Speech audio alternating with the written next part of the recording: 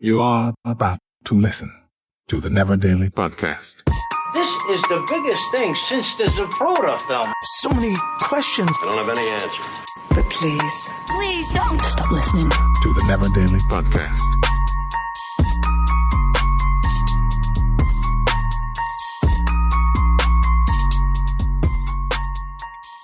Welcome to Dexter's Daily Podcast. This podcast episode is brought to you by ZipRecruiter.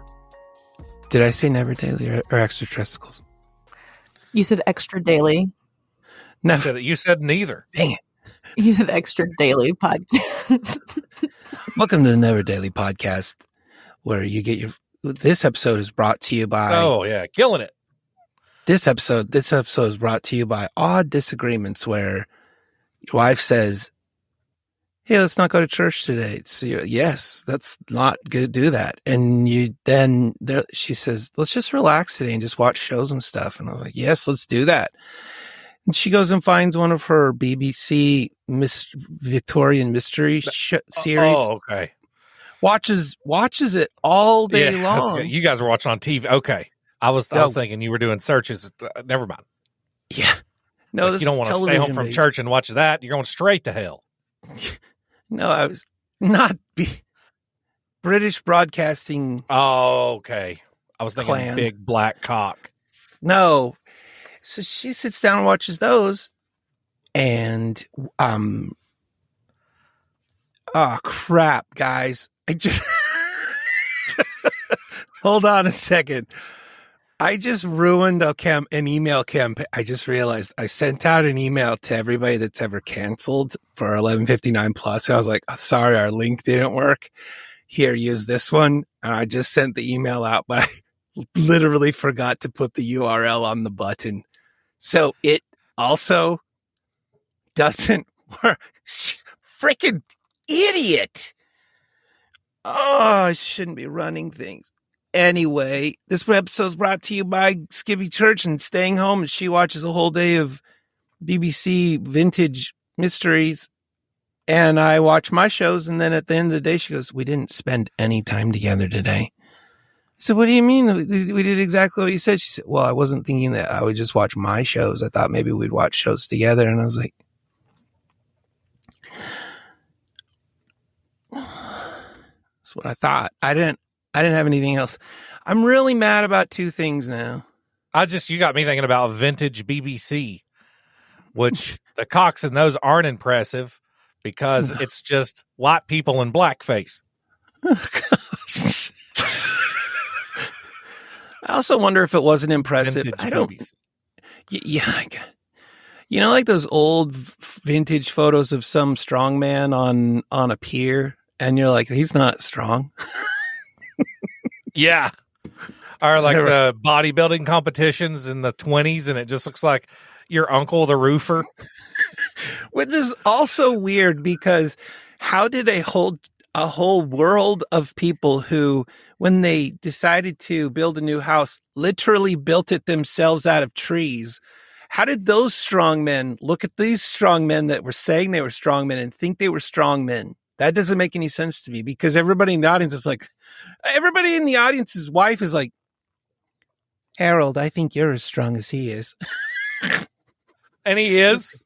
And he literally probably is stronger because he's actually been building houses with trees as opposed to a guy who just goes and sits in a little green room waiting to go back out and do strongman things. And the wife that's saying, "Harold, I think," could beat up all of the strong men of today. Exactly. But she has to say, "Harold, I think you're stronger," so that she can vote. Yeah, she's saying it while she's popping her knuckles on her calloused hands. She's just given brain damage to another child who wouldn't sit still. And for some reason, all of the older men in like the 1800s and early 1900s look like Popeye.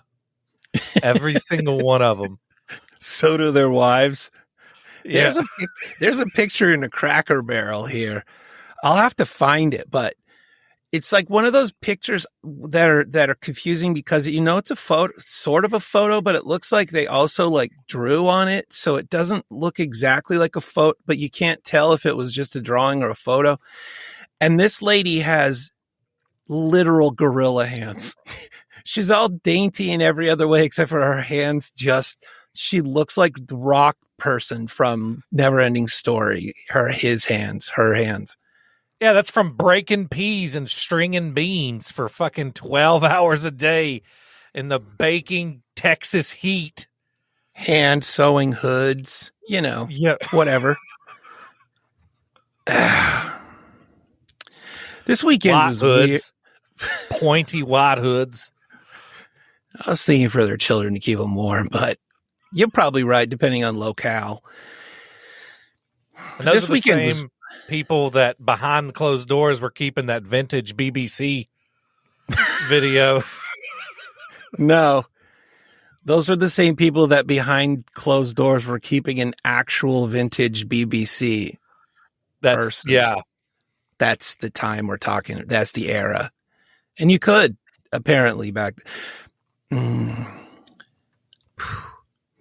know what? If you ever want to something interesting, go get on YouTube and look up old racist white lady videos from like the 50s and listen to them talk.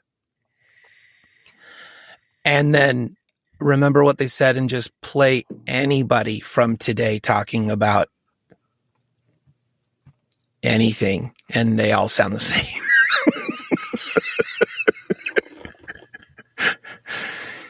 It's crazy. So how was your weekend? You know what? It was really dark. It was dark. We had all the blinds closed. I would like to say it was quiet, but it wasn't because it was dark. But our kids decided to still try to do gymnastics in the room. And so there was dark plus injuries, I guess is the best way to put it. Yeah, it was dark. It was cool because the house didn't have all the sun in it and everything. It was calm. It was comforting. You had like the polar opposite weekend of Jess. Yeah, Jess, tell us about your weekend. You got to come up from underneath the desk to do it. Sorry, I dropped something.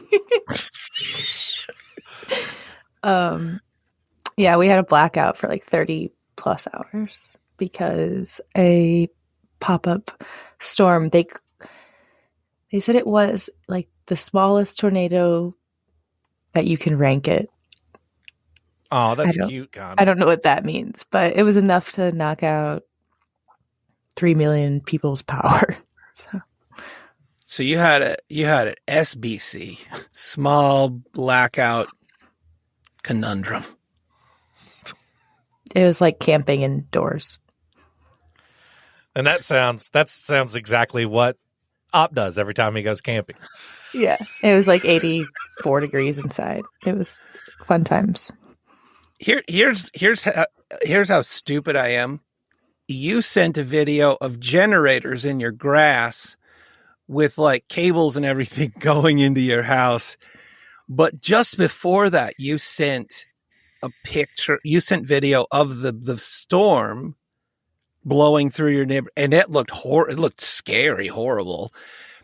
And then you sent another one where you're like, now we don't have power. And then you sent one of the generators. And here's how stupid I am. When you sent the one about generators, I forgot about the other two videos, and I was just really super excited about your generators and stuff. And I think I sent you a video back, and you're like, hey, hold on, I got to get mine set up. Let me show you my generator. Hold on, I haven't seen this. You set up your generators? But I didn't send the video because I started setting up the generators, and then I realized that I could probably use more. Maybe I got on Amazon, got distracted. That's all I'll say. Oof. You have an issue. I know. Yes. But I forgot the tragedy that you were experiencing, and I thought I went the direction of, hey, we're generator friends now. Well, now I can say we were just lucky that we didn't have major damage because like there are really, really old trees all around us. And so a lot of other people, there was like 3 people on our street that had massive trees fall on their houses or cars. Any of them own any Bradford pears? No, these are way bigger than Bradford pears. You guys These are remember that? I interrupted everybody. Sorry. I interrupted both of you. That's hard to do. You got game. Something about pears. Go ahead. About that. Oh, we were just talking trees. Yeah. Weird. You both talked about Feels something. like we've never done this before. That's what I was just Is thinking. this the pilot episode? Do you guys remember the 80s toy action figure Major Damage? No. It was neat. So, Major Damage. do you have Major Damage action figure. do you have power now, Jess? Yes, we got power back last night. Okay. That's good. Moving on. I'm not finding a Major Damage action figure. I am. Actually, I'm just finding a bunch. Oh, I found him. Oh, thanks. Give me just a second. My daughter just came in dressed like she's from the 1400s and handed me a perk. What? It's a bonnet. A bonnet. She corrected me. She's joining Sister Wives. If you do Major Damage action figure, really all you get is you get a lot of Shimikaze Major Damage damage. Huh? Yukikaze Major Damage. Huh? Then if you scroll down a bit, you'll find them. That's fresh. Whoa, did she make that herself? Sorry, that was an important phone call. That was a business phone. That was a business Oh, you were call. on a call? It was on a business call. That was Blue Chew. Sweet. Sweet. Are they doing your show or my show? No, they were just neither. They were just calling to just seeing how I was doing. They were seeing if they were working. I think if we had Blue Chew, if we had Blue Chew as a They're going to sponsor, double my dosage. they'd be doing both of our shows. If you get it, yeah, you know what I mean. Yeah, they'd have the virility of two shows. That is hard to swallow. This episode brought to you by a weird combination of perk energy drink powders that my daughters apparently use. How long have you been awake? A long time, actually. I got some good sleep last night. I went to bed at 11:30, got up at 9. Been looking for thermostat. This is really boring. Hey, I do have a question for you guys, though. What?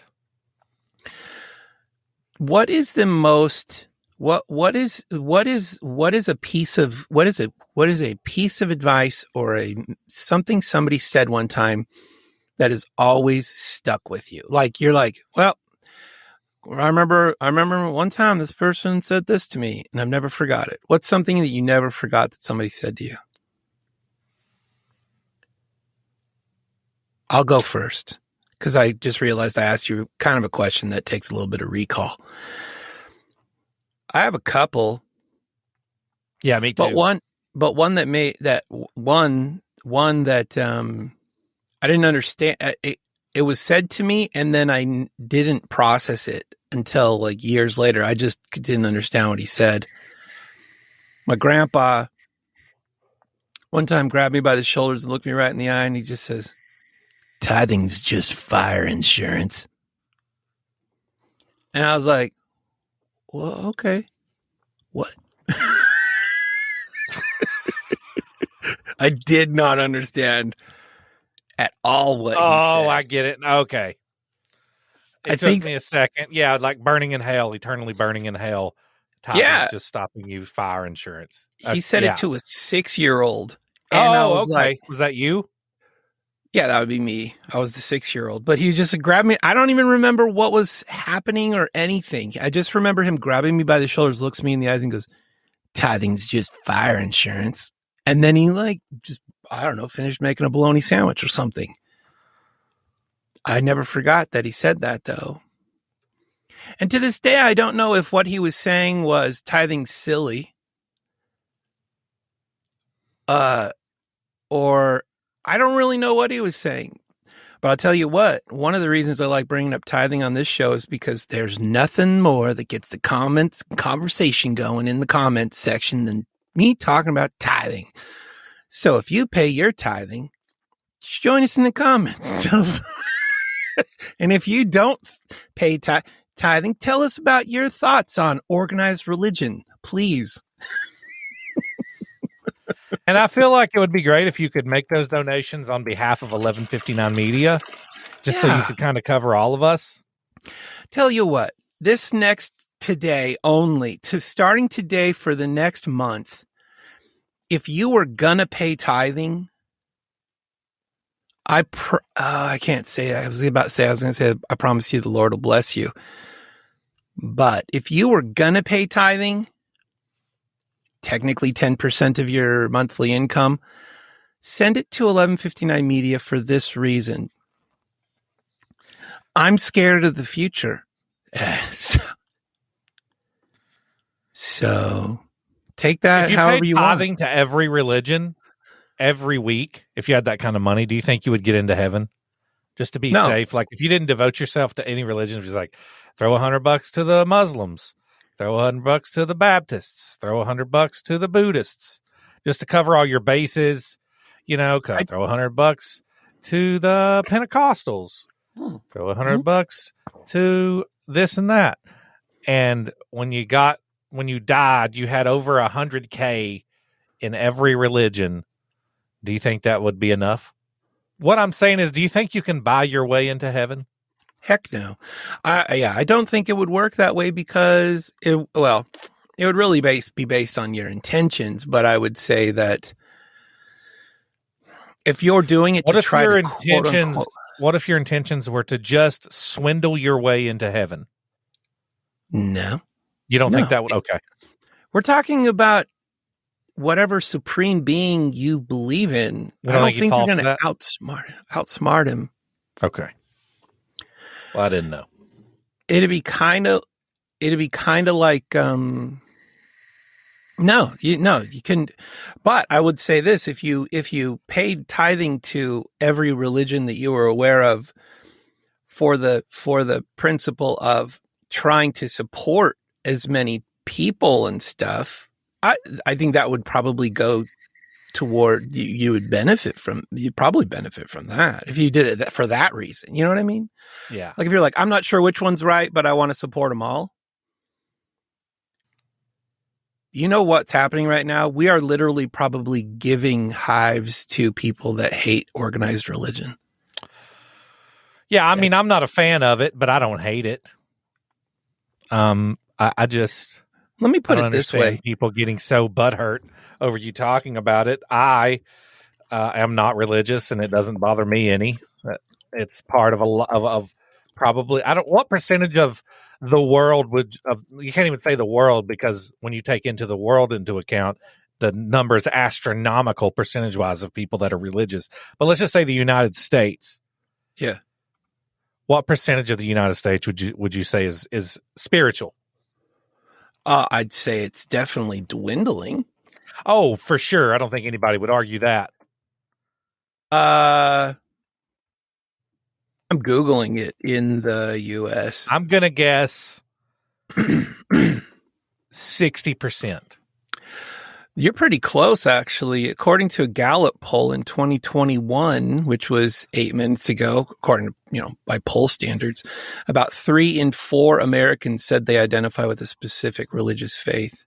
Okay, so 75% of Americans are in some shape or another religious to some religion. So you can't get mad when we talk about something that applies to 75% of the population of a country.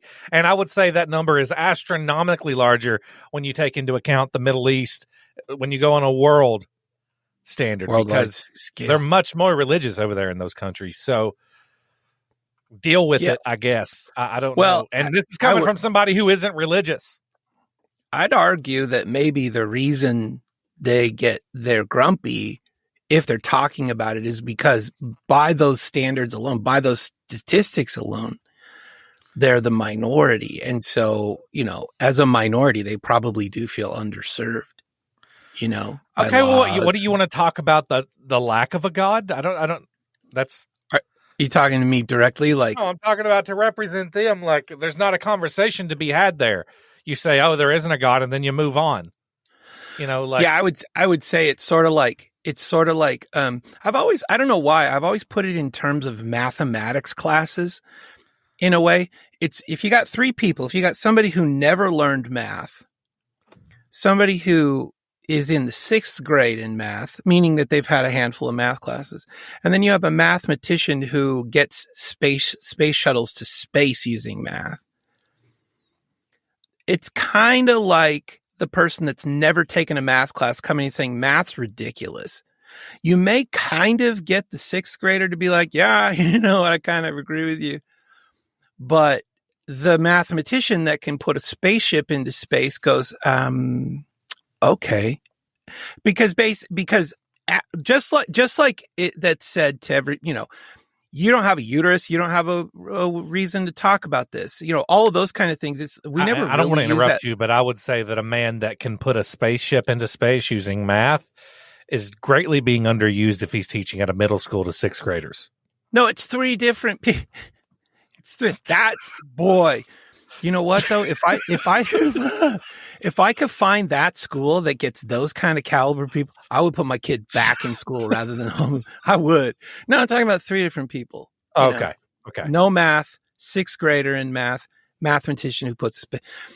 It's sort of, to me, it follows the same logic. It's like people that want to shut down a conversation because they're like, well, you don't have a uterus. You can't talk about women's rights. Women, what they do with women, with their bodies. In a way, I feel like a mathematician should be able to say, you've never taken a math class, so you shouldn't be talking about this. In a way, I kind of feel that way about people that have, I'll clarify, that have never had a religious basis to their life. I'd be like, you don't kind of know what you're talking about, so shut up. But then quickly you've got a whole group of people who were religious or had a bad religious experience and have walked away with it. And then to those people, I would say, you've got something to talk about. You've got a concern on your hands and you were hurt, or, your heart hurts. And I would say, what if you grew up every Sunday going to church and Wednesday, and then you just kind of, you just never clicked with, like, it never had any impact on you? That was me. I just never, I never enjoyed church. I went growing up until I was probably, I don't even remember how old I was. Every Sunday, every Wednesday, you get on the church van and you go to church. Yeah. And you enjoy talking about Mountain Dew with your cousin that has Down syndrome on the church van.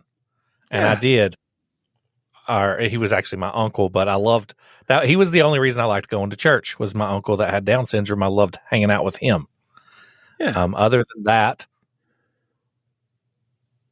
I just never got it. Well, here's the thing. And this is like, I wish I'll just put it this way. The people that I love are the people that I love talking to are the people that can love me and love that I love something, but not necessarily love the same thing. Yeah, that's what this relationship is. Exactly. So this is, maybe it's too much. I posted something on Facebook yesterday. And Jess is trying to talk about Satanism. That's what she's into, but she's... and it's a beautiful thing. When she's talking about intolerance, but she owns it, we're like, that's a beautiful thing. You're intolerant, but you're committed to own it. Yeah. Own it. And don't think I'm dumb because I'm tolerant of the things that you're intolerant about, right? That's what I love. And I think that's what kind of makes our community fun is we kind of all think that, well, we're learning to think that way, I would say, as a community, you know, that there's so much beauty in somebody who just is vibrant based on not just what they believe in or what they're happy about, but their struggles. I think that's almost as beautiful. Well, that's the thing where love can kind of flourish is, you know, like think of anybody that we know that did beautiful things. Take Picasso. We know Picasso for all of his beautiful paintings and, you know, the style that he created, but we also know Picasso because of all of his flaws, right? And because of that, our compassion for that, we have a deeper compassion. And we can love him despite the fact that, you know, we probably never want to live like Picasso lived. Maybe because he died poor. But actually he didn't. I don't know if he did. But you know what I mean? I know exactly what you mean. Back to bits of advice that I've got. Yeah. Oh, yes. I've got 3. Okay. The first one was given to me by my late great grandfather, not great grandfather. He was my just grandfather. He was my mom's dad. I mean, great as in a great man. My late fantastic. No, we get it. I get it. Yeah, we get it. Man, we get it. And he was taking me to take my driver's test when I was 16, and I was very nervous. And he said, I'll never forget it. He said, Kent, you got to calm down, boy. And my papa was a old farmer. Literally never ate a piece of pizza or a taco in his life. Everything the man ate was cooked in lard and grown within 500 meters of his step. Wow. And lived to 93 years old. My old grandma over there cooking in a skillet, lard, just lard, and that's how he lived. And he was riding shotgun in my little Toyota Celica and his flannel shirt and tucked into his farm jeans and his farm boots. And he said, Kent, you ought not be so nervous, boy. This man that's going to be testing you, he puts his pants on one leg at a time, just like you do. Puts his pants on one leg at a time, boy. And that might not mean it, but what he meant by that is it's just a dude. It's just a guy. He's not special.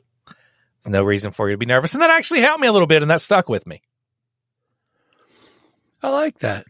Just puts his pants on one leg at a time. And I kind of take that same approach when I'm interacting with the celebrities at conventions, at Horror Hound or something, when you're doing work for Horror Hound and you got to kind of be around them a little bit. I always hear my papaw in the back of my head. Puts his pants on one leg at a time, boy. And I'm like, yeah, this is just a dude. This is just a lady. Just like me. They shit and sleep and piss and eat and die. Just like I will. It's just another human. I like that. I kind of feel like you're that way, though. Maybe it's because of him, but I've watched you walk. I've watched you walk and talk with celebrities, and I think that's one thing that they'll stand there and talk to you longer than they would talk to somebody else because you're not like a rabid fanboy. That's very off-putting. You should get off-putting.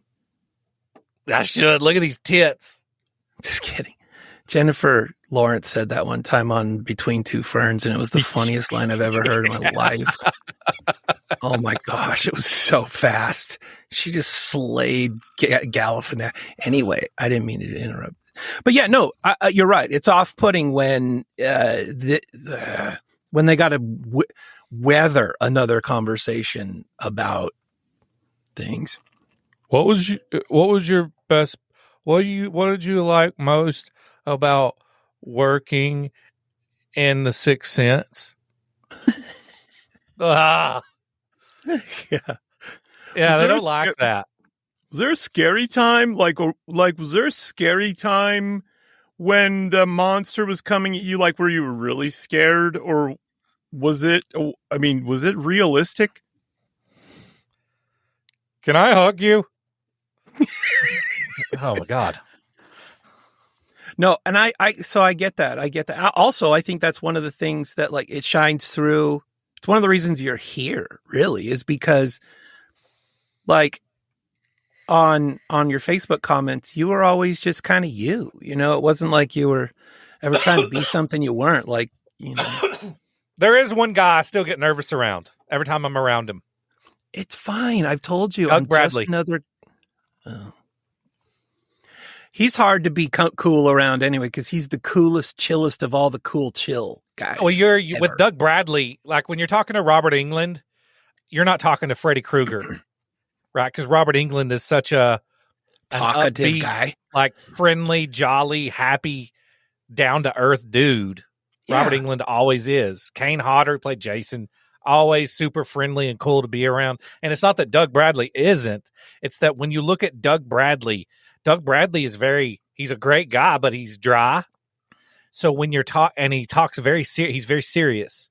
So when you're talking to Doug Bradley, you're always picturing the needles on his head because and people that don't know Doug Bradley, he played Pinhead in the Hellraiser movies. Yeah. And you always just feel like you're talking to Pinhead. Like anytime he's talking to you, you feel like he's burning a hole into your soul. So it's like, that's the only man that I still get like kind of quiet around. And you know, another reason is it's what we were talking about being committed to being genuinely committed to whatever you're into. He is the embodiment. Like he's not evil. He's not evil. No. Like Pin, but he's interested. Like, you know, he's committed to being it's weird because he's a beautiful man. And if you talk to him, he is very down to earth and conversational, but he's also British. Yes. So they are known for having, you know, kind of dry. Their humor is kind of dry. So his humor is dry and he'll be cutting up with you. And some people may not even realize that what he just said was a joke because he's straight faced about it, you know. And when he's cutting up with you, it's not like he's cutting up with you in the movie Hellraiser because then you're dead. Yeah. But he'll cut up. I've talked to him twice. And the first time it was very brief. And then the second time he was like, hey, you. And I was like, what, Bradley? And he's like, I didn't get a chance to talk to you enough. And I was like, well, come on over here. You can sit with me and the guy from Karate Kid and we'll all talk. He came over and sat with me and Mr. Lake. Yeah, and you tried to avoid... You watched as me and Jess unloaded God knows how many pounds of luggage and everything while you stood there and talked to the Karate Kid. It was raining. And I was like... It was raining. We were in the same fucking location, Hop. It was well, raining. I was under an atrium. I was under the atrium with Cobra Kai. And you were like two people from the Amazon out there weathering the storm, and me and Cobra Kai are like, he's like, I can't go out there. My cigar will fizz out. And I was like, I'm with you.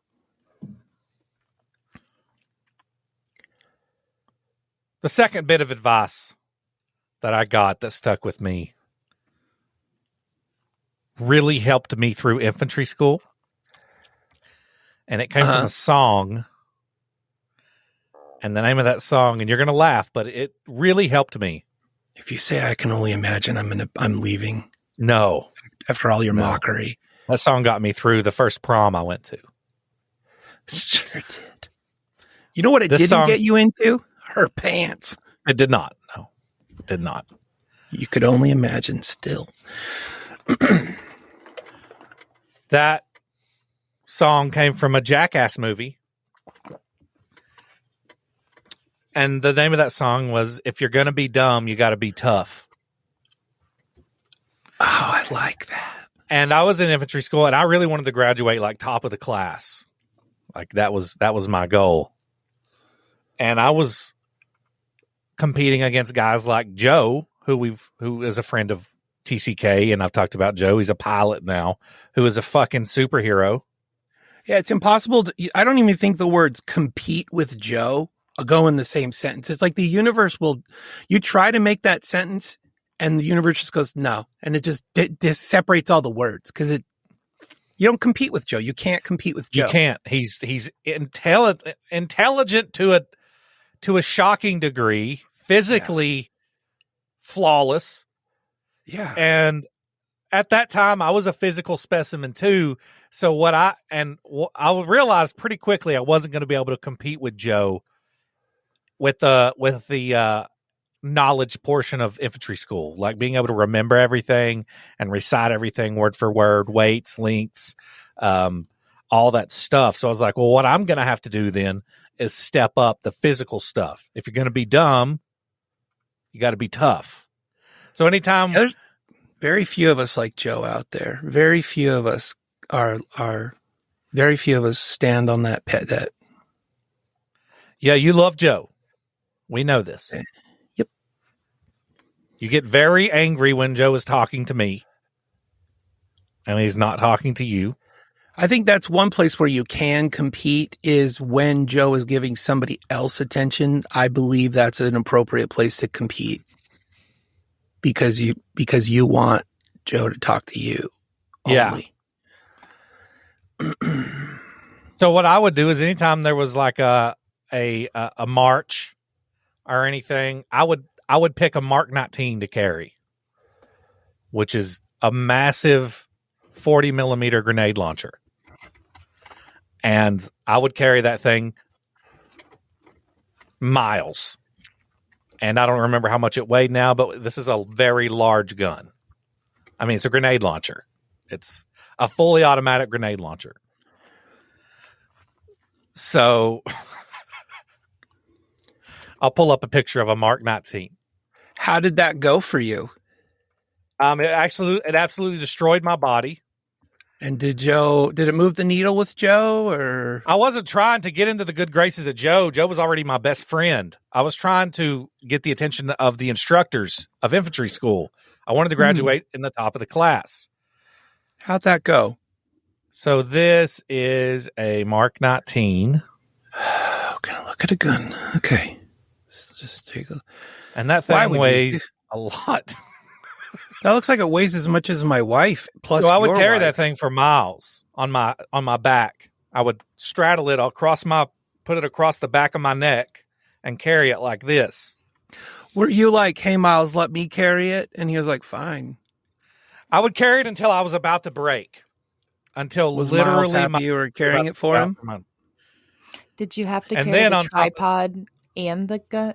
I guess both. So the tripod gets carried separately. Okay. From the gun. The gun itself is 77.6 pounds and the tripod's 44. Yeah. Man, look at her with tripod's actually 44.1, but yeah. Let's not get into semantics. Who's getting into semantics? I don't know how I remembered that, but I would just carry the Mark 19 and I would always volunteer to carry that everywhere we went. Because as a machine gun section in infantry school, you take your weapons everywhere, which means you got a 50 cal, a Mark 19, and several 240s. So I'd always just grab the Mark 19. And that was like, if you're going to be dumb, you got to be tough. I know I'm not going to be able to compete with him and as far as memorizing and knowledge and being able to recite all the stuff that we're learning. So I'll just try to outmuscle him. And anytime we did a run, I would always try to stay in the front of the pack. Anytime we did anything physical, I tried to be the best one there to do that. And it turns out what really mattered was the knowledge, because Joe still graduated at the top of the class. And I just graduated tired, very tired. But that's beautiful. Like I feel like you have adopted that mindset often now. Like when I think about places where you've excelled, like you look at me and you say, he's really good at this. And you're like, I think I could be better. And now you are better at it than I am. Got to be dumb. You got to be tough. You gotta be dumb. You gotta be tough. You gotta be smart here. You gotta be smart. You gotta be You gotta be fine here. That's a little. What's the her last name? one for me? Was also in the military, and I had a sergeant tell me one time about getting promoted. Fake it till you make it. That's profound.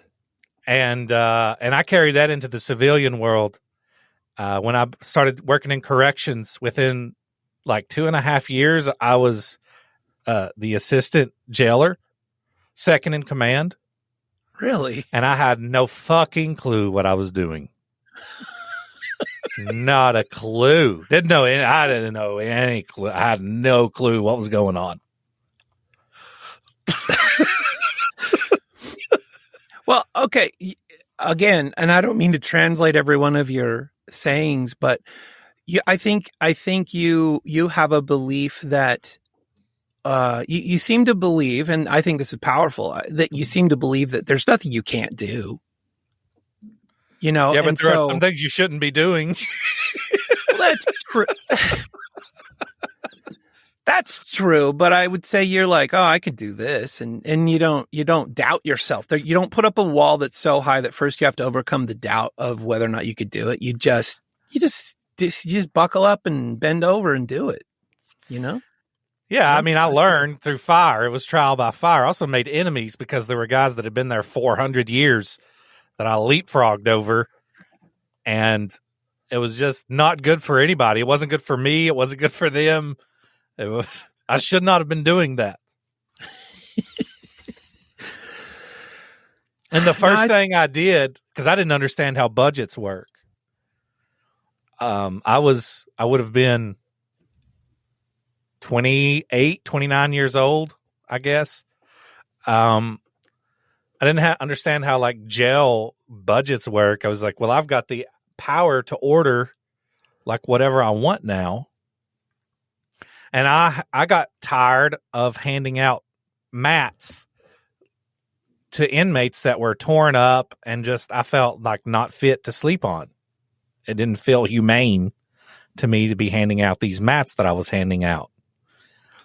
And the fact of the matter is, the reason the mats looked like that is because they had torn them up to pull the stuff out of them, the stuffing out to do random things with that they shouldn't be doing.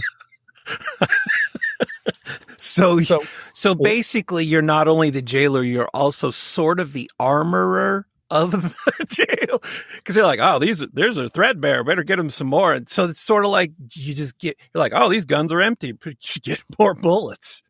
I also got tired. Yeah, that's exactly what happened. I was like, well, I could do this now. I also got tired of handing out extra large orange jumpsuits to 55-pound, 4-foot women, where the neck hole is so big that they have to keep their arms out like this to keep it from just sliding down their body to their ankles. I was like, this doesn't feel right, treating people this way with these mats and these. So I'm going to order correct fitting jumpsuits and new mats for them to sleep on. I went right up to because I also had an office now, right up to the office. Hopped on the computer and ordered like $10,000 worth of sleeping mats and orange jumpsuits that fit. And it turns out they've got a budget. And they weren't getting new mats just because they're assholes. That wasn't what it was. It was like, is that in the budget? And you should talk about decisions like that before you make them. But I will say this, 2 weeks later, we probably had the happiest inmates in Kentucky. There was a semi-truck pulled up full of mats. A literal semi-truck blocked the road. And we got these beautiful new blue mats that were double the thickness of the old ones.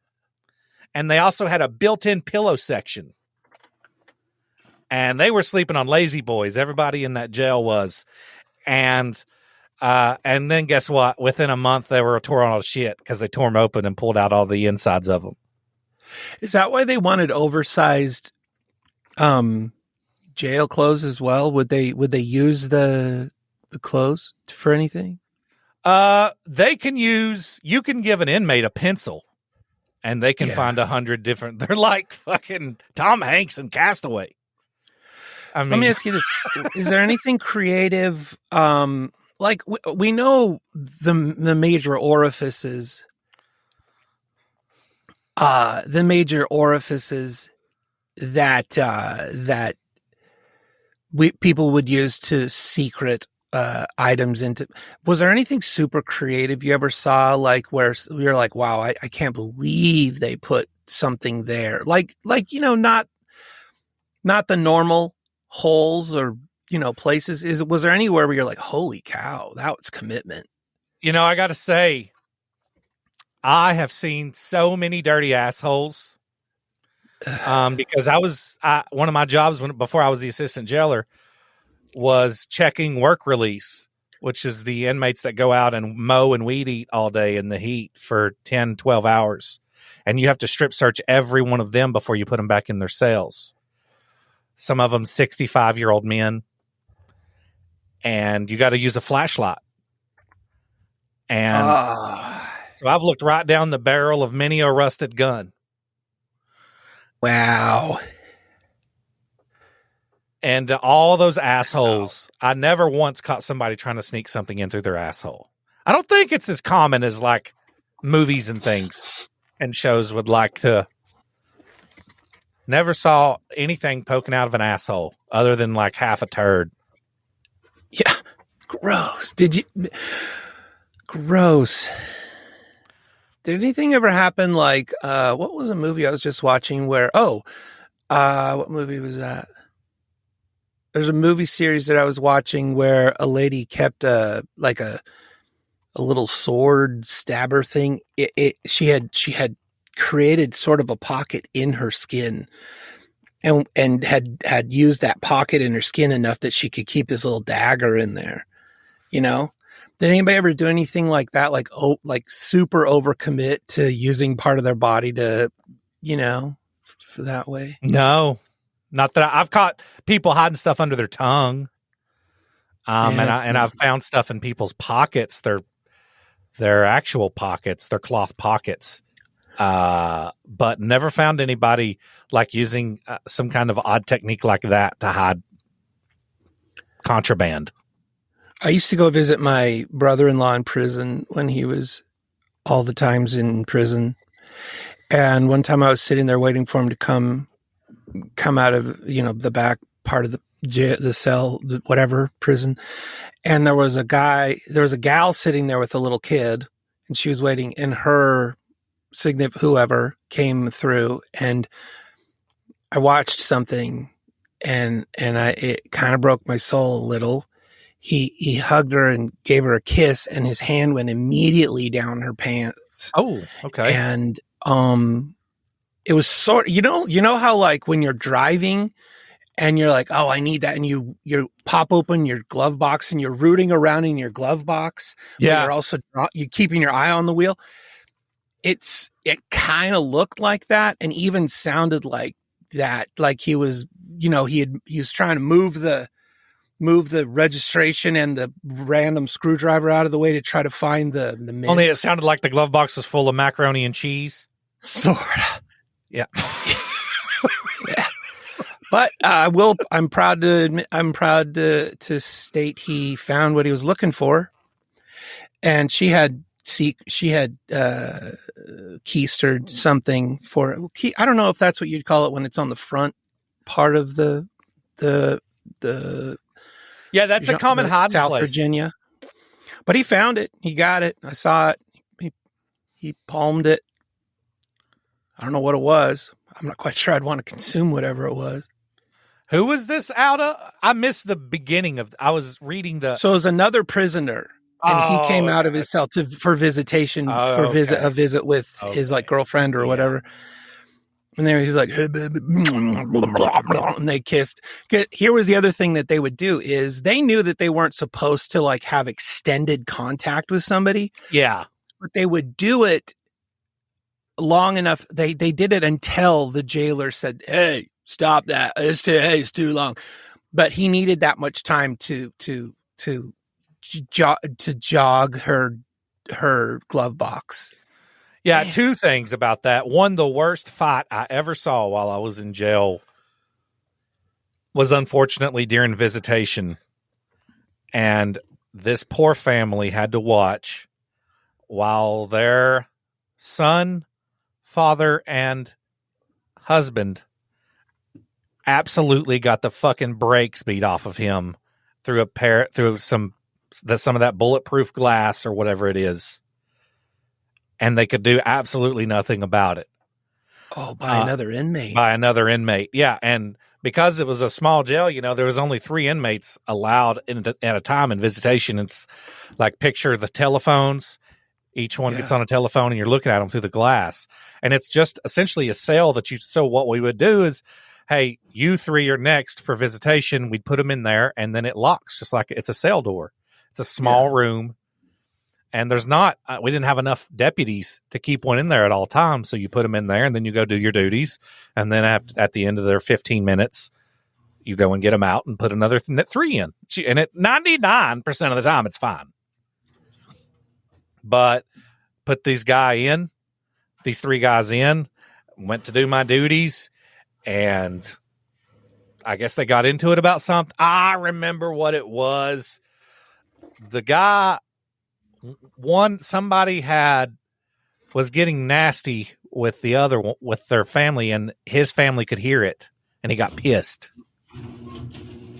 And there was some kind of like sexual thing going on where the one inmate was talking to his significant other, and they were being pervy, and the other one got pissed. That's what started it. But regardless, I'm out like doing my chores, handing out trays, whatever it was I was doing. And I get on my radio, there's a fight in visitation. And this guy had the other one on his ass in the corner of the room, just kicking his head against the wall. And his family was just screaming. Because, they can't do anything. They're in the other, right? There's no way to get to them. And it takes me a few seconds to get there because it's a jail. And I was on the other side of the jail. And I'm running. And then I've got to find the key. To get it's not one key that opens all the doors.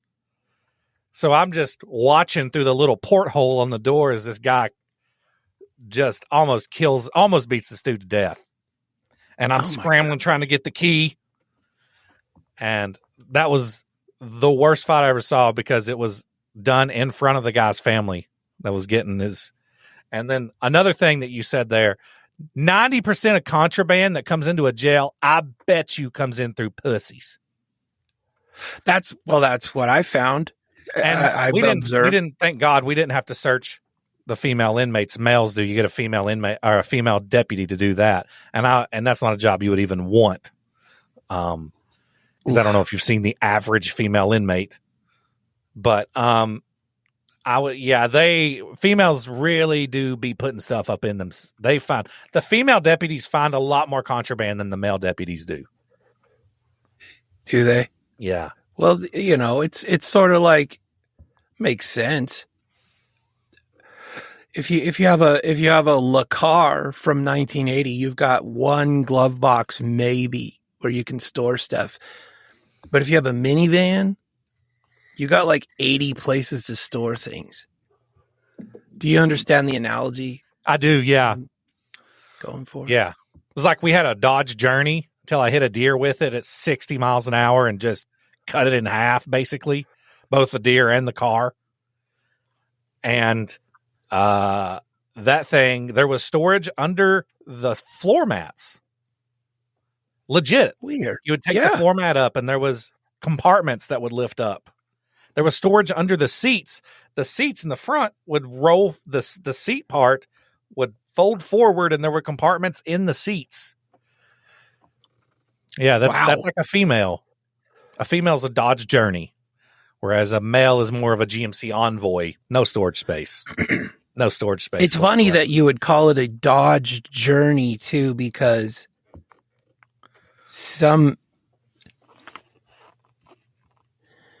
there was a joke there, but I kind of fell asleep in my head. Oh, sorry. Dodge Journey. Hey, Kent, What? what'd you bring for Hold us on. today? You didn't tell us the advice that you got. I think I did. You said one. Oh, no. Yeah, I've said it before. I was kind of... Oh, wait, Jess didn't say hers. Jess didn't tell us her advice. Nobody cared. No. Go for it.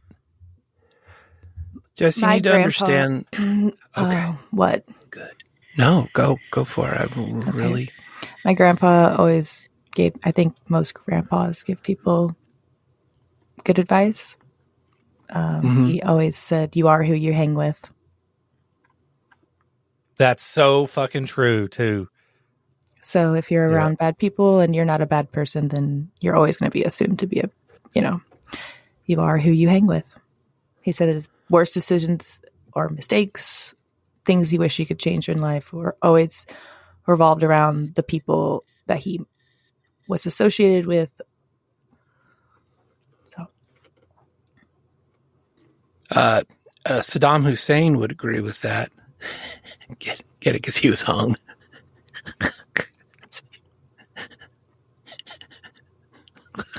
William Wallace was hung too.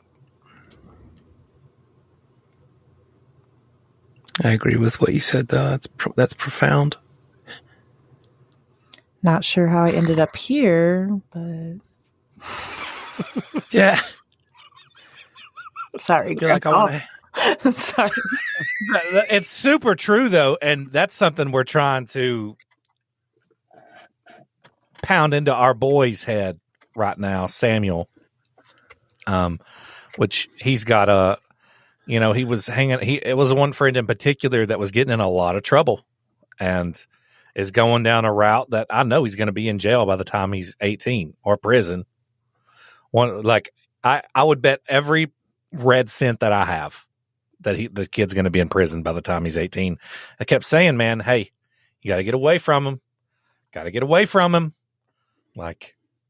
And then something did happen where Samuel got in some trouble, a fight at school, and we finally had to put our foot down. And he's been doing so much better since this influence, this one guy was taken out of his life. He's been doing so much better in all aspects of his life. That's good.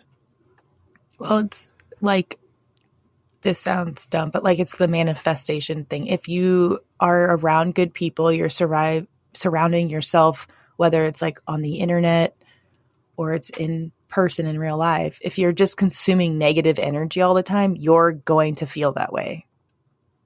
Yeah. You're going to be negative. You're going to be, so if you just, have a small group of people that you can trust and rely on, then there's going to be a positive outcome. But if you're constantly seeking, I don't know. I keep my group small. Yeah. I like that. Dave, I like something Dave Ramsey said, which sounds like as soon as you say that, it goes in one ear and out the other. You know Dave Ramsey is? I don't. No. He's got a financial, a money management radio show. And whenever you call in, he's like, "You're on the air," and they're like, "Hey, Dave, how are you?" He always says, "Better than I deserve," which isn't the thing that I think it's funny that he says that. But he says something that I really like when it comes to money and money management. He says, if you're willing to live like no one else, then you can live like no one else. I think that's true, not just with money, but I think it's basically what he's saying is if you're willing to buckle down and avoid all of the traps that a normal person would fall into, with distraction and everything, if you can live like no one else for a little while and buckle down, then you will live like no one else on the back end of that. I like that. I like that as well. I also like, I don't remember where I heard it. I just had this funny thought. There's this girl who thought she was always so smart. She annoyed the crap out of me. And one time she had to give a speech. I'm sitting there in the audience and she goes, "Now I would like to read a poem. This poem was written by Anon." And then she reads the poem. And then afterward, I went up to her and I was like, "Who wrote that poem?" She goes, "It was written by Anon." And I was like, "You mean anonymous?" Dumb cow. And I was like, ha ha. I just bitch slapped her down the face, like where her bottom lip went. Yeah. And I just walked away. Scratched her retina, pulled off her eyelid on one of her eyes. Yeah. Later in life, I would find her working at a Chicago Connection pizza joint. Anyway, back to the profound thing that I heard somebody say one time, and I've mentioned it before, I think, but people Did I say do it? the best. Huh? Did I say it? Yeah, I think you did. Oh, I figured it. It goes like this, and it's a little bit of a thinker, but I'll say it, and then you take anybody, and let's see if it stands true. Okay. You can pick anybody. People do the best with what they have and what they know. Right. Now run somebody through that filter. Adolf Hitler.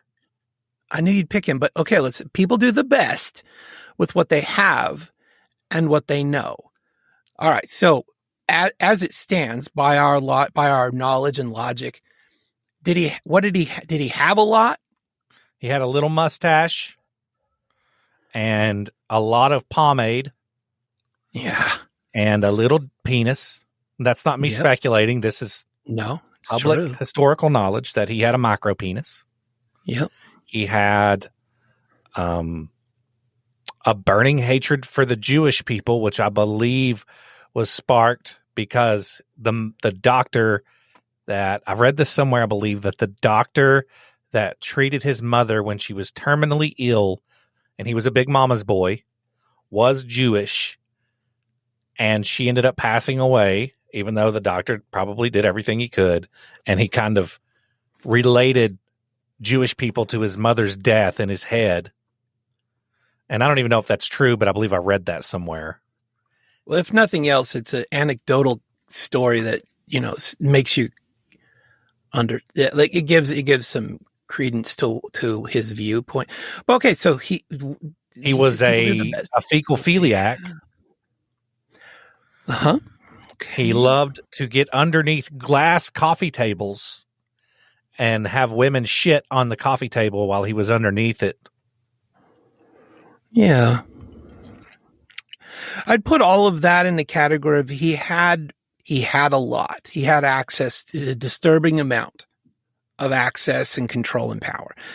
And then if you go to what he knew, we would probably say he was honestly pretty low on the knowledge standpoint of actual factual things. He knew he's different because some might argue he knew a lot. So he's probably goes in the category of he's not really one that it's not fair to use him because if you take normal people and here's the thing. You use it to try to define compassion for people. Let's just pick somebody else. Okay, yeah. Chris Watts. How about Come on. How about okay, I got one. Your mom. Let's just say your mom. Okay. People do the best with what they know and what they have and what they know. And my mom makes some badass chili. Yeah, so she knows a lot about chili. Until recently, she started putting a little bit of brown sugar in it. And I don't know what sparked that change in her recipe. I don't care for the brown sugar in the chili. Because, well, we know this. Mom because listens you don't to like the show. Sorry, Mom. You don't like sweet and savory. No, I just like chili. I didn't sign up for dessert with my dinner. And so, in essence, we're maybe course correcting something because she knows this about you, yet she's still doing it. Still doing it. I think just out of spite. Is that, hearkening back to Hitler, is that a trait of an evil person? To know what they're doing, full well know that you hate sweet. I really think savory. it's payback because she missed her prom because I was crying. So in essence, you're eating the chili you made. I'm eating the bed I lay in. Yeah, you're eating the chili. What did you bring for us today? I wanted to bring about some odd crimes up. I scoured the internet for some weird crimes, and I thought it would be fun to go over a few of them. And I'm calling this segment Weird Crimes That People Have Done. Okay. All right. The first one. Man gets arrested for holding a spider hostage. This happened in Kansas. Fella's name was Brian P. Smith. And his friend had agreed to pay him $100 to watch his pet spider while he went on vacation. And when his friend got back from the vacation, he didn't want to pay the $100. So Brian P. Smith took the spider hostage for $100 and threatened to kill it if the owner didn't shell out the money, to the point where the police were contacted. And when they showed up to do an investigation, they also found a stolen Siberian husky, as well as a 14-year-old hiding in a closet. Hold on. This just got really. Oh, it kind of feels like maybe the 14-year-old should be like in the beginning of this, right? That's how the article was written. Yeah, it was a little topsy-turvy as far as priority. Yeah, so the police show up. We got this standoff. I don't know, and we don't know the exact details. I don't know if he had a Glock to the head of the tarantula. Look, you make one fucking move and Charlotte gets it. I don't know if it was anything that intense. But I know the police show up and they were able to save the spider. Thank you. Ooh. And then they also checked the rest of Brian P. Smith's house and they found a stolen Siberian husky. And then also they just kind of tacked on to the end of the article, as well as a 14-year-old kid hiding in his closet.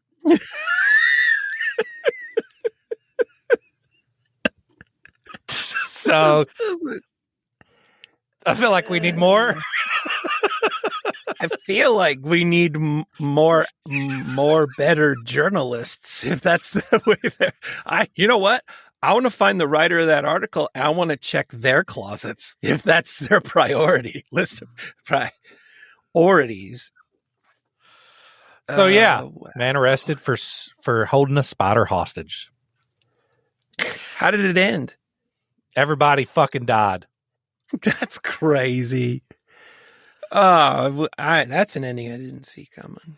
No, Brian P. Smith went to jail, I guess. Why does Brian P. Smith sound like the name of like an R&B singer to me? I don't know, because I don't think it is one. No, Brian P. Smith sounds like the name of a Christian pop singer to me. And now, everybody, put your hands in the air. Let's praise a little bit for Brian P. Smith. Woo. We've got frosted tips. Hey, everybody! Before we get going here, I'd like to pray. I'd like to pray for us all. God, we're just so glad you're here with us today. We're just so glad and the bass player's kind of doing a little thing in the back, like Seinfeld. No, just kind of a boo-doo, boo-doo, ba-doo, boo-boom. And the drummer's just playing with those little and the rap for a minute just, about Jesus. Yeah. And Jesus, we're just so glad that you could bring us all together and we're just,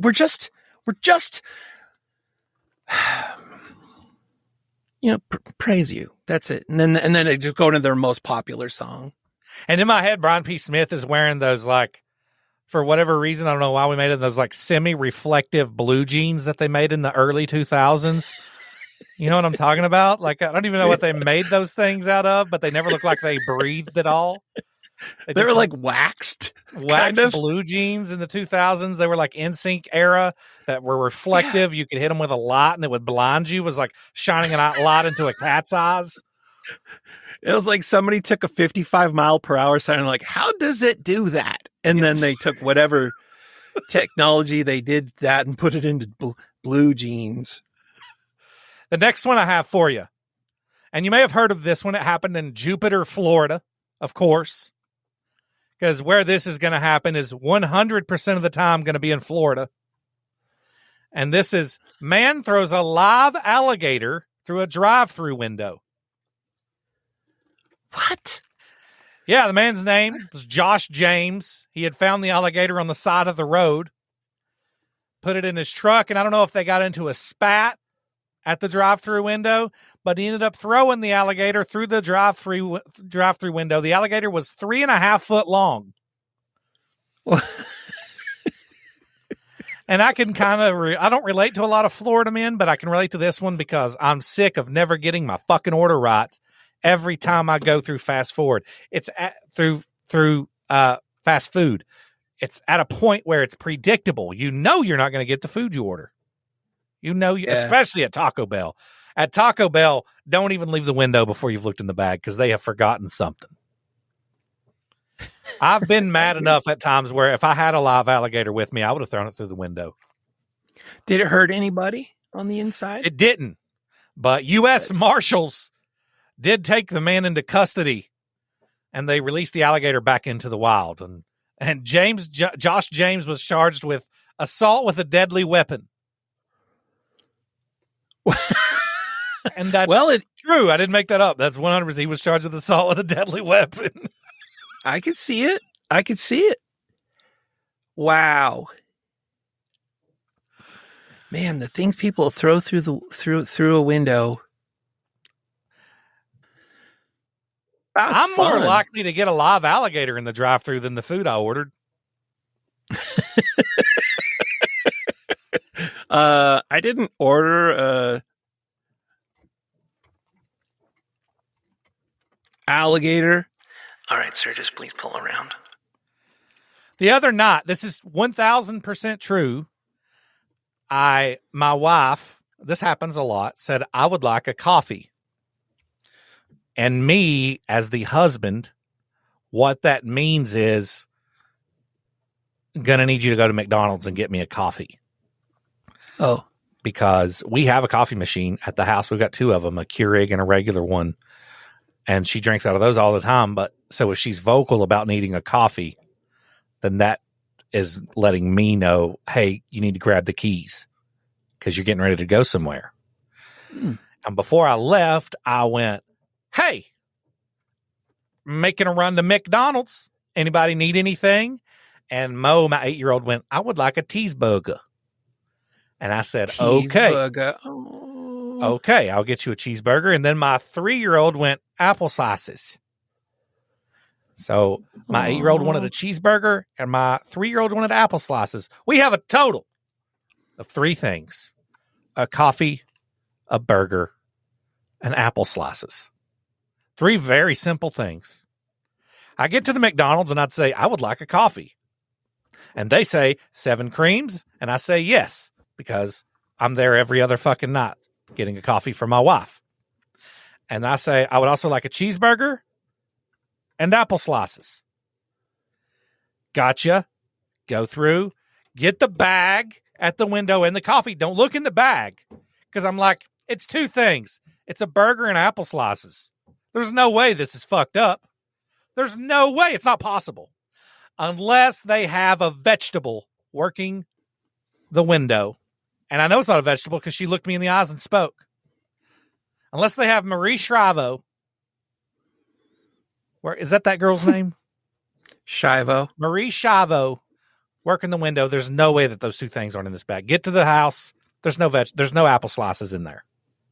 Oh, jeez. At that moment in time, if I had an alligator, I think maybe I would have put it in the passenger seat, drove back to McDonald's, and thrown it through the drive-thru window. Next person. Here's the headline. Naked peeping Tom wearing Reagan mask caught on camera. Okay, read naked peeping Tom wearing Reagan mask caught on camera. Yes, this happened in Vestavia Hills, Alabama on New Year's Eve in the year 2015. That's weird. We had a girl that we called that in high school. You called her naked peeping Tom wearing Reagan mask caught on camera? No, Vestavia Hills. Her name was Vestavia. Ooh, now, the house that this man was trying to peeping Tom at belonged to reality TV star, I use that word loosely, Danielle Yancey of Bravo TV's Jersey Belle. I've never even been on Bravo TV, and I can't imagine a lot of people have. So I would imagine 2% of the population have watched Bravo TV. An additional 0.1% of the population have then seen Jersey Belle. And then an additional 0.1% of the people that have been on Bravo TV and seen Jersey Belle know who the fuck Danielle Yancey is. So I feel like reality TV star is a little bit of a leap. Yeah. But anyways, on New Year's Eve in 2015, Danielle Yancey saw on her Ring camera, or whatever the equivalent is, a man on her patio running around in nothing but a Ronald Reagan mask and a sock on his cock. Jeez. So he had a sock over his cock and he's wearing a Reagan mask and he's trying to look through her windows. I got a picture of this guy right here. I gotta see it. Hold on. Open image in new tab. Open image in new tab, and then share screen. Share screen. Beep doop boop boop. There you go. Okay, so he's not a big overweight dude like what I was picturing. I was picturing maybe all he would need is an ankle sock. Yeah, no, a no-show. No, this guy doesn't need a no-show. He's Flea from the Red Hot Chili Peppers level, needing a sock. Yeah, trying to peek through the windows there, you can see. And it's not a high-quality Reagan mask either. No, it's a pretty low-tech one. Yeah. Happened in 2015, December 31st, so we can also... Well, it's Florida, so it doesn't have to be cold. It's probably not cold. Never mind. Oh, poor guy. Poor girl. It's creepy. He wasn't caught. He fled not? He fled the scene. Wasn't caught. Yeah. Next one. And this was a series of crimes that terrorized the town of Minchinhampton, England. And this happened in January of 2016, a month of horrid crime. A crime wave hit Minchinhampton, England. It was one crime in particular, though, that left the homeowners there locking their doors and probably many sleepless nights because some psychopath was running around Minchinhampton, England in January of 2016, catching people's cats and shaving them. What? And sometimes this nutcase wouldn't even shave the whole cat. He'd just run a big strip down their back. So cats would just show up looking like idiots at their house with tufts of hair missing that had been shaved off, and just left the city of Minchinhampton, England, weak and on its knees. That's so dumb. Why? Like, we're talking about it on a podcast. 8 years later, 7 years later. It had its effect. I mean, the forensic investigators are still out. The case is still open. They haven't discovered who this madman was. And like I said, it's left the town on its knees. It's really brought it to its knees. As a marketer, I'm always intrigued by this kind of thing because, like you said, we're still talking about it years later. And I'm like, that's some wicked genius there to do something and, you know, have it stick. And that's like what you're trying to do all the time to make your shows stick. You just got to shave a few cats. Yep. Or say something like, help me be a problem. Yeah. Just off the top of your head. Yeah. Something like that. Maybe if you did something like this and you had a stamp, not a brand, not something that would hurt them, but a stamp with ink so you could shave a and then stamp them. Yeah. I had an idea. You tell me if you think this is... All the animals are fine and it's free marketing. You know the videos or the photos that they become memes and it's sort of like, you know, that the focal point of the photo isn't the actual thing about the meme. It's like, yeah, but check out the guy in the background or the, when you see it, you'll never unsee it kind of photos, you know, those types of things. Yeah. So I've been thinking of creating a series of ads where it's a video that plays out that we've all seen or it's some tragic thing, but then it pauses and I've superimposed 1159 media somewhere like odd in the video background. And then it just zooms in really far on the pixelated version of our logo. And then it just says 1159media.com. So it's like, you know, it's the I can't breathe video, you know, and everybody's like, oh, I've seen this. And then it pauses and then it zooms way in on a bus bench, like across the street and our logo's there. And it's like 1159media.com. You know, or like the assassination of Kennedy and it pauses and then over the grass, you know, there's like a little speed limit sign and zooms in on that. And there's a blurry version of our logo and it's just like 1159media.com. I guess. I'm going to give it a shot. I mean, cause I'll tell you what, my ad budget isn't working for any other advertising. And this is, I didn't work in marketing, but yeah. I don't think that we should promote 1159 media on a George Floyd video. See, but that's that's exactly. So I take you back to the beginning of that sentence. I don't work in marketing. See, that's why. Right. I don't know. I don't know what I'm talking about. You're right. You don't. And I'm going to show you that. I think it's a bad look, but I don't work in marketing. Is it? You know what? We'll find out. We'll find out if it is a bad look. Okay. I won't lead with the... Okay, fine. Moving on, Jess says. Speaking of Chris Watts, like in that home video where you see the back of his truck zoom in and on his license plate, on his rear bumper, there's a 1159 media sticker. That's what I'm saying. That kind of a thing. But it wouldn't have to... Yeah. I mean, it would be... Because we could find a whole bunch of really bad ones that we should never do. Like, you know, it'd be like video of Attila the Hun murdering just countless people in the countryside. We wouldn't use that video.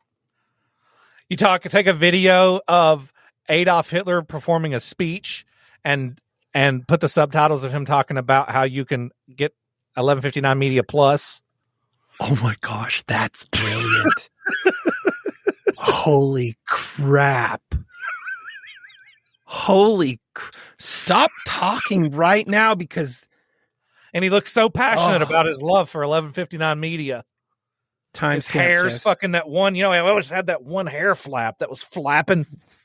1 hour, 23 little bitty seconds. Dickhead just staying in place.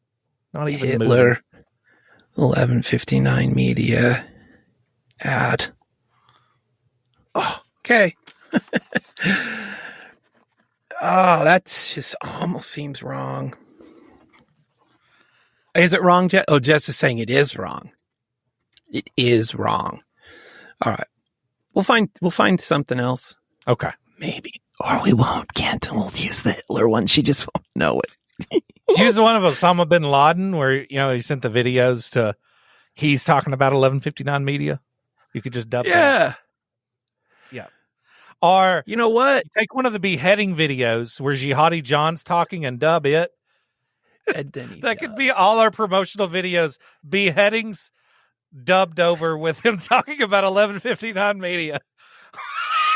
And then it always freeze frames right before the action. And it's like 1159 media. No, when he cuts his neck, what spills out is imagery of the shows.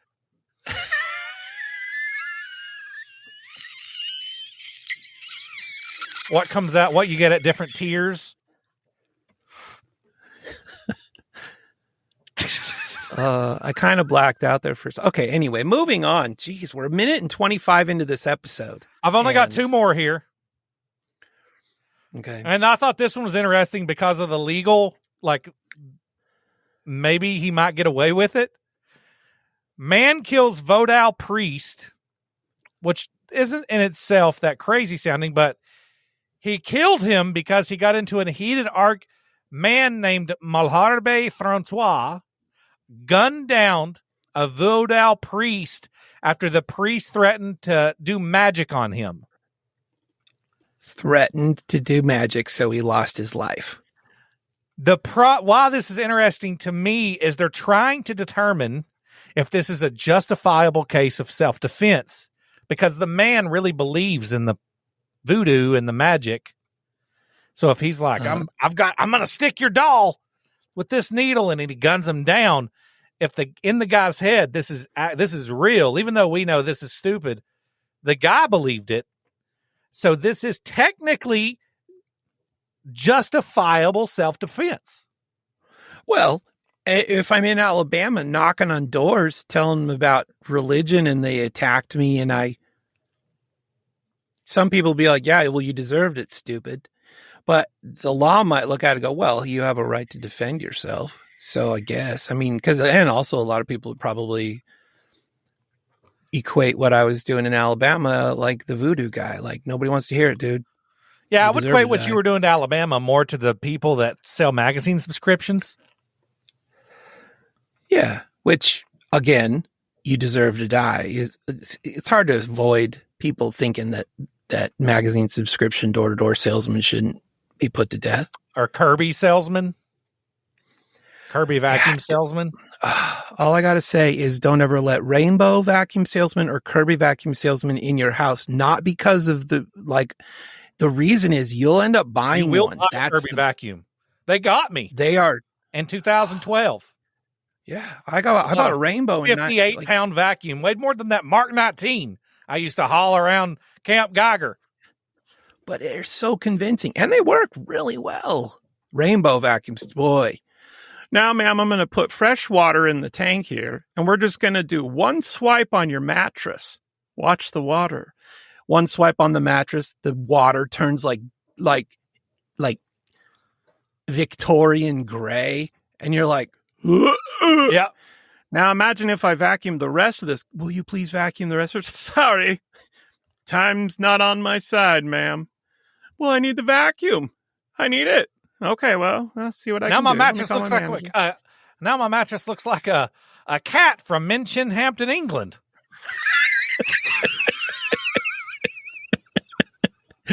And that is what we call coming on the back. Yeah, those Kirby vacuums, they're dangerous. They have the same pull strength as a Boeing 747 engine. I actually killed my first dog, I think, with a Kirby vacuum on accident. You just try to vacuum the bag. Like, let me just vacuum your tongue for a second. It just vacuums everything, including his colon, right into the vacuum. Everything right to his asshole. Just I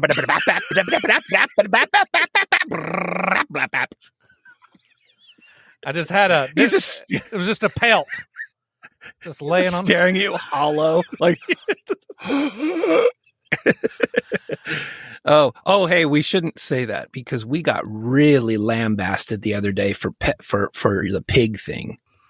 Oh, yeah, when my mom chased a greased pig in 1998.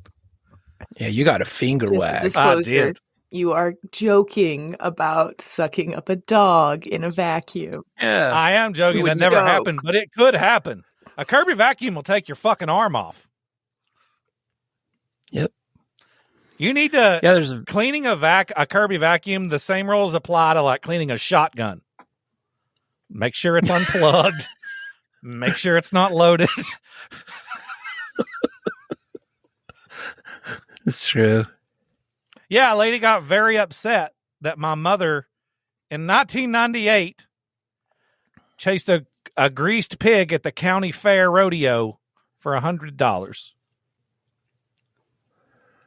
Yeah, you got blazed. She said she's not mad at us, but she was just sad. I want to read the comment verbatim because it really made me giggle.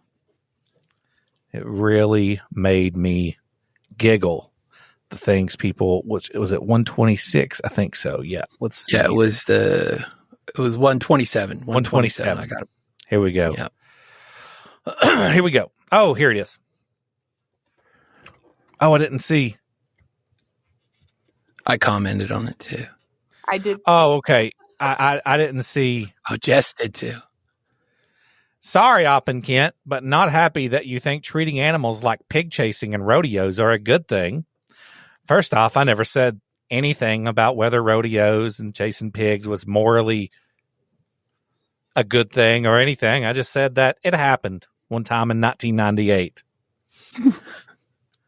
Sadly, this is animal abuse, as they don't have a choice to be there. And you are just perpetuating the abuse. Not happy about that. So we got a finger wag because we were perpetuating animal abuse via chasing a greased pig for $100 one time back in 1998. That pig was probably ate on a BLT 24 years ago. And you know what? Before that, it always won. And so they probably treated that pig really well while it was alive. They were like, this 100 keeps coming back to the fair. It doesn't get caught. So let's keep this pig alive. Not only that, but have you heard all the racial slurs and homophobic slurs that I've used in all of the shows we've ever done? I think I've said every racial slur except for the big one. And I'm pretty sure I've used all of the homophobic slurs. I think I've used all the slurs, period. But what we're mad about is that my mother chased a greased pig for $100 at the county fair during a rodeo one time in 1998. And let's clarify too. In 1998, your mother would have been, I don't know, 13. You would have been born. In 1998, I was 11 years old. You were 11 years old, so she was in her mid-20s. She was, yeah, she would have been, I was 11, so she would have been 26. Yeah. Wow. That's crazy for me to, like, I just now did the math. That's insane to me.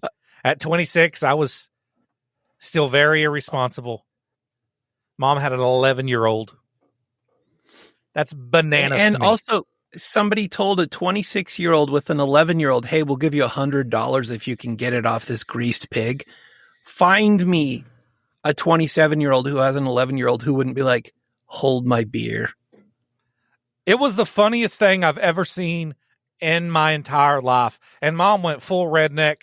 She had a Marlboro, and she kicked her shoes off and went out into the mud barefoot. Like this is just something she does every Tuesday. I loved your comment. So your comment says, just to clarify, you're mad that my mom chased a greased pig for $100 at a rodeo one time back in 1998? Gotcha. Oh, but then she comes back. She doubles down because like you've said before, this is one of those things that you can argue where there's no bravery in doing what she's doing. No one disagrees with her. But she comes back. No, not mad, sad. And yes, your mom may have done it once, but how many chased the poor thing before and after? Oh, I should have clarified. Rodeos. Mom wasn't the only woman out there. There was probably 25 moms out there chasing. It was a competition to who could catch the pig. My mom was just many of probably 25 moms that were out there at the same time chasing the greased pig. All of them probably had Marlboros in, though. And it's not like she was chasing it with a scythe. Yeah, just her bare, desperate, probably hungry hands because she had been feeding you the food. Yeah. That they didn't get to pick a weapon off a table. It wasn't like running chainsaws, bats, sledgehammers, shovels.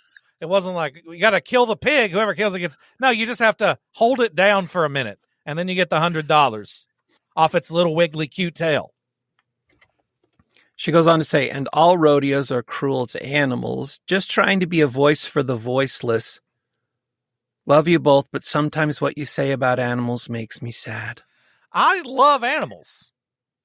Are we representatives of the rodeo now? I'm not. I don't think I've been to a rodeo since.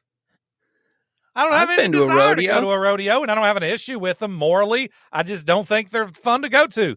Unless the cowboy gets knocked unconscious, that's kind of funny to watch. But I don't have an issue with rodeos. It's like I don't watch rodeos for the same reason I don't like NASCAR. You only go for the wrecks, and those are few and far between. Yeah. If you got this kind of energy, maybe you shouldn't put it here. Maybe, you know what, start somewhere terrible. Like, go down and start using this energy to try to stop the bullfights in Mexico, because those are bad news. You know, they stab the bull through the back, and that's horrible. That's the matador keeps horrendous. doing the thing. I do not. Like, I do have there. an issue with that. Yeah, if you got this kind of energy, start there. Start there. I will say that I do like seeing the bull runs, because these idiots getting made into quadriplegics for being fucking retarded. Yep. Standing in a street trying to tempt fate while 120 full-grown 2,000-pound steed running your direction. Idiot. I like how the drama flips so quickly to, hey, we should go to the bull run. And then we're in the bull run. And then the bull has just crushed your friend. And they're like, why? Yeah. Why? Donatello, why? Why him? God, why would you allow that? In a half second, it goes from, hey, let's go to the bull runs to, hey, I'm eating through a straw for the rest of my life. All right, I got one more here. All right. The headline is, Bride Laces Wedding Food with Marijuana. Where do you think this happened, Op? Oh. Oregon? Florida. This happened in Florida. Oh, no. She's going to jail. The bride, a woman named Danya Svoboda, and her caterer, so her caterer was in on the joke too. Caterer's name was Jocelyn Bryant, thought it would be funny to lace all the wedding guests' dishes with weed and THC. However, I don't know if you've ever been to a wedding, but 60% of the people at a wedding are elderly. And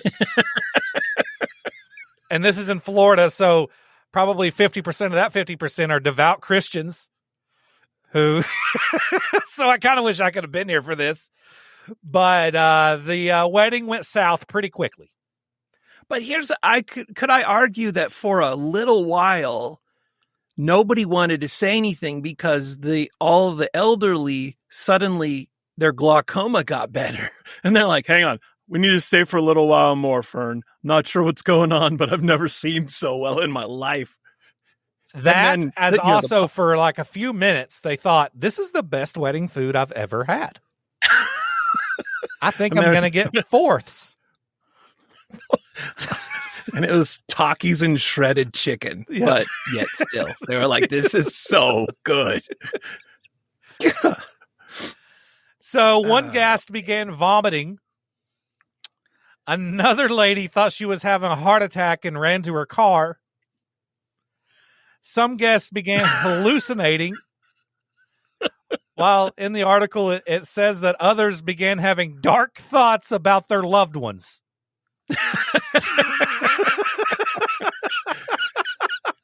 Oh, wow. Okay, quick question. As someone that's never imbibed, can you vomit from using marijuana? Yes.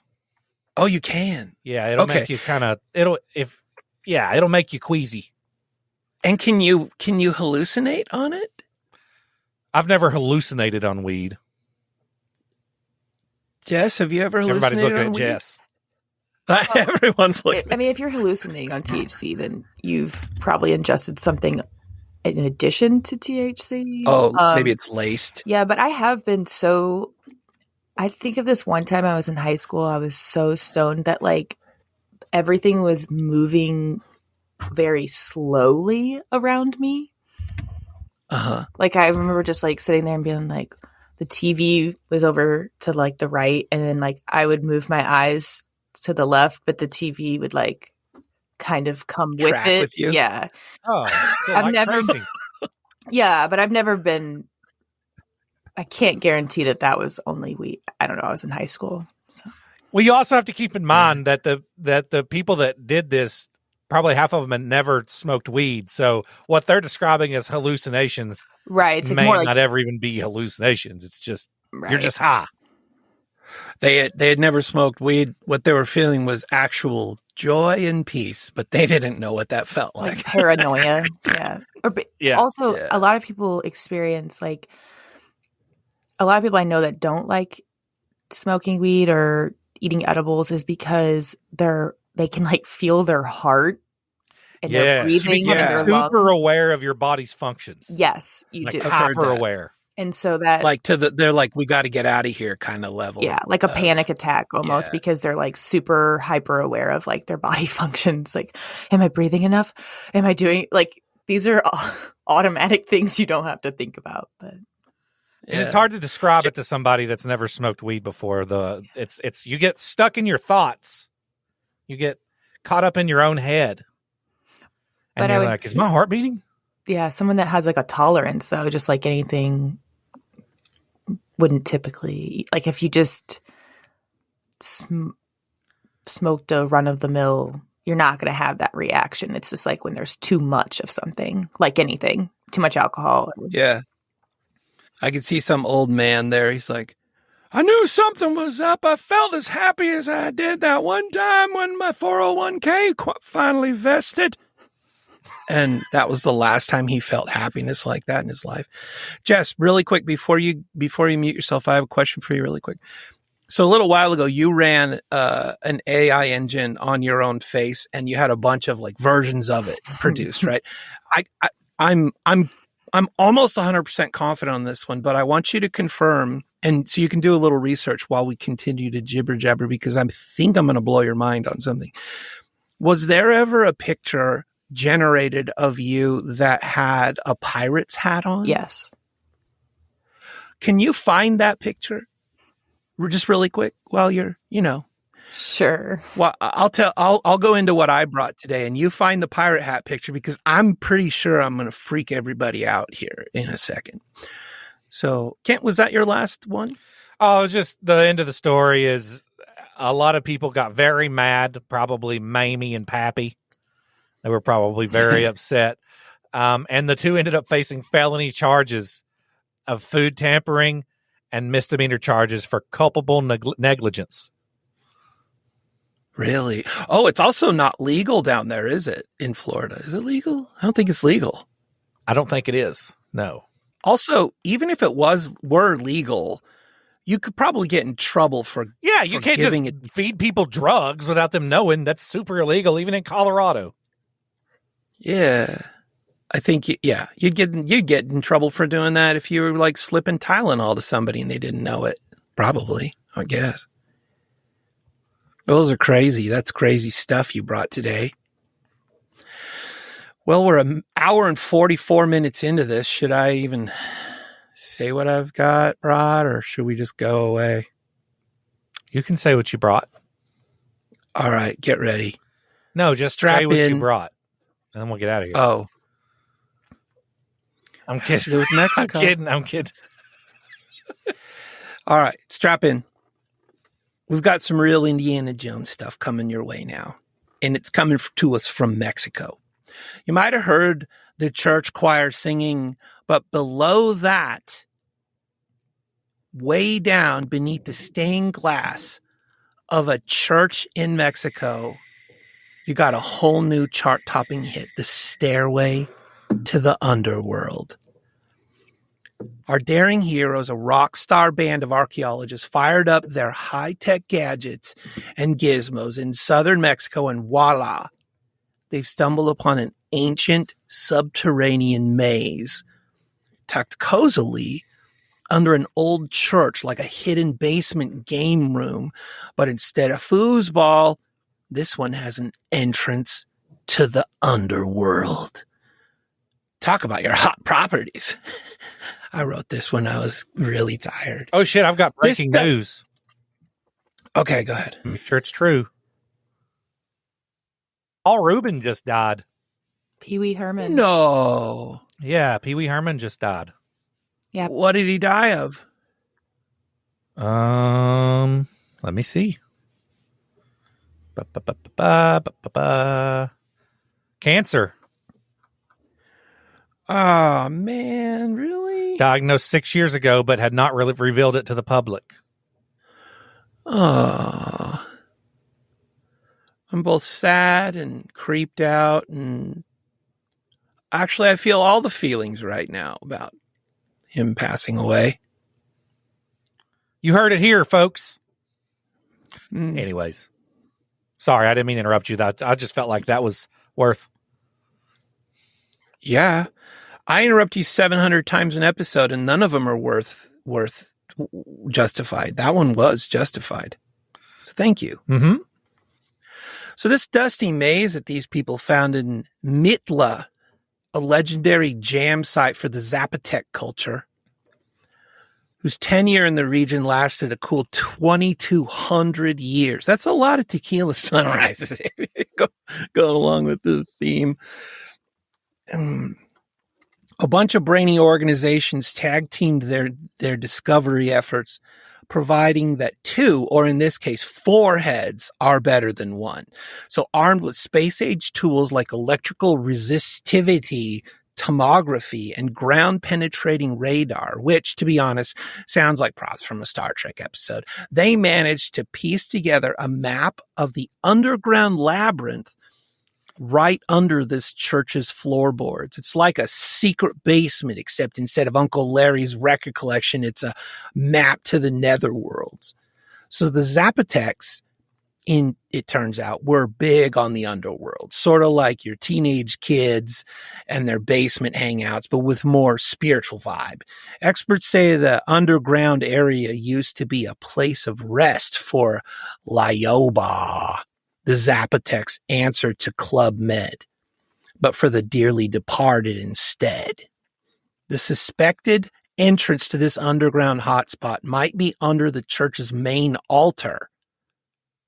So in a very literal sense, the church has since sealed it off, just in case the basement party gets a bit too rowdy with the underworld spirits. The people who built the church even noted that they sealed the entrance to the Lyoba. So it's like, hey, we've just built this amazing house of God. And oh, by the way, we've also paved over the doorway to hell. No big deal. In 1674, says a group called ARX Project, a guy named Francisco de Burgoa,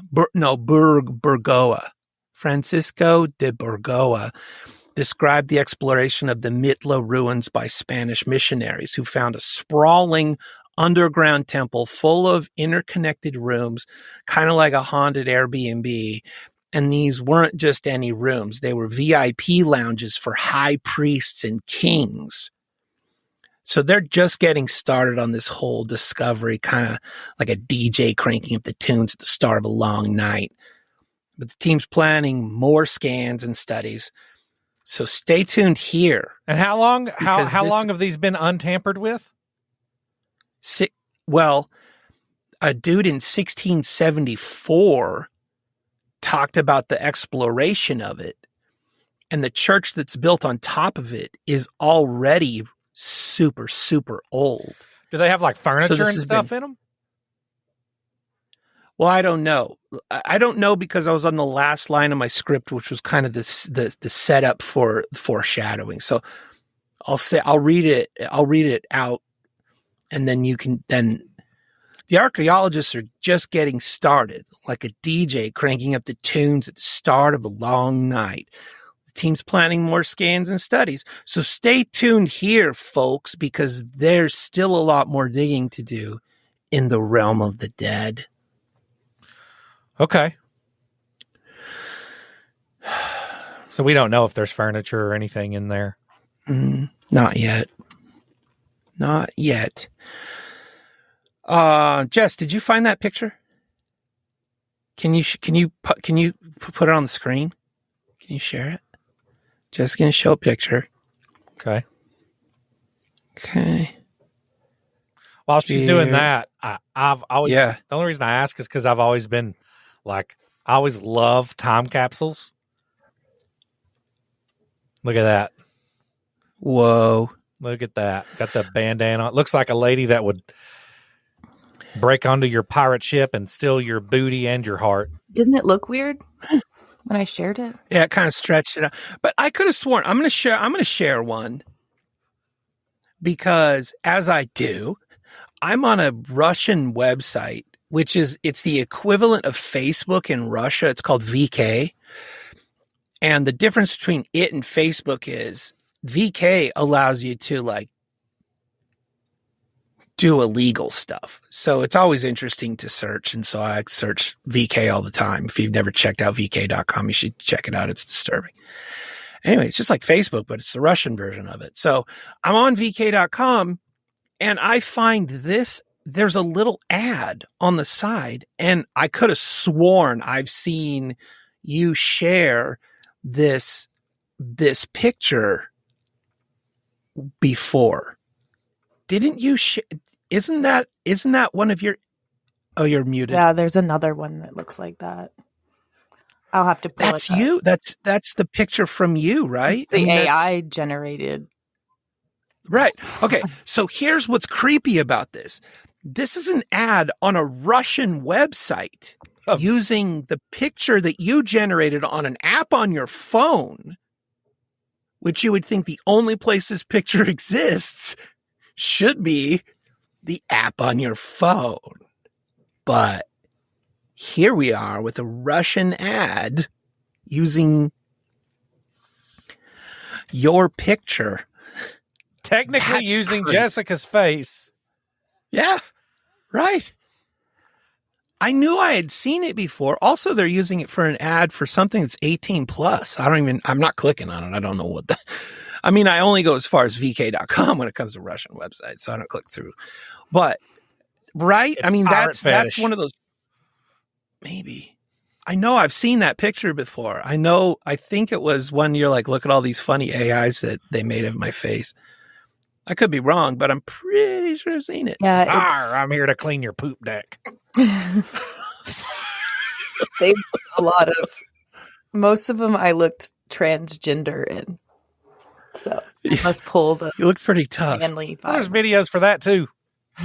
Yeah. Well, anyway, that's all I brought. Next That's thing you all know, Pepsi will brought. be using those images. Bud Lights, like, yeah, we got these images of Jessica's phone.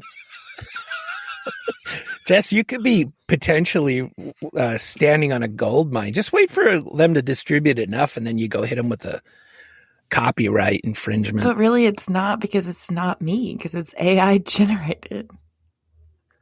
But we could show that the origination was on your phone. I'm just saying, let me help you manage the litigation when it comes to that. Or Okay. maybe I'll I'm a help Russian you. spy. Oh. That would make the show way more interesting. I hope that's true. If we found out Jess was a Russian spy the whole time, I could do a whole series on TCK about how a Russian spy infiltrated 1159 Media.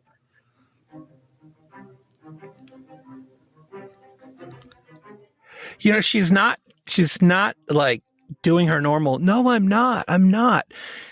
That grin on her face is a little creepy. Yeah. This episode's brought to you by Russians. Vodka. If you like this episode, check out 1159plus.communist.